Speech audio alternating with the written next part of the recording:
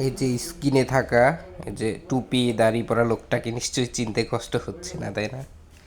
হ্যাঁ, তিনি এক সময়ের স্বরাষ্ট্রমন্ত্রী লুৎফুজ্জামান বাবর, যার একটা ভুলের কারণে বা তার একটা অপরাধের কারণে তাকে অনেক বছর, প্রায় দীর্ঘ বছর তাকে কারাবরণ করতে হয়েছে।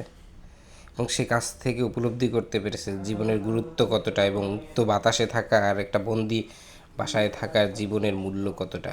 সে উপলব্ধি করতে পেরেছে যে মহান রব্বুল আলমিনের ইবাদত করা কতটা গুরুত্বপূর্ণ। তার সাথে দেখা করতে আসা লোকদের সেই উপদেশই দিচ্ছেন এবং সেই বিষয়েই তিনি বলতে চাচ্ছেন।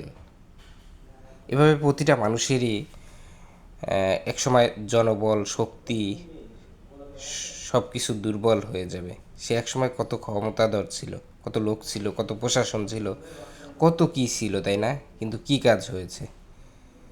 সে জেল থেকে বের হয়েও অসুস্থ হয়ে পড়েছে, শরীর এতটা দুর্বল হয়ে গেছে।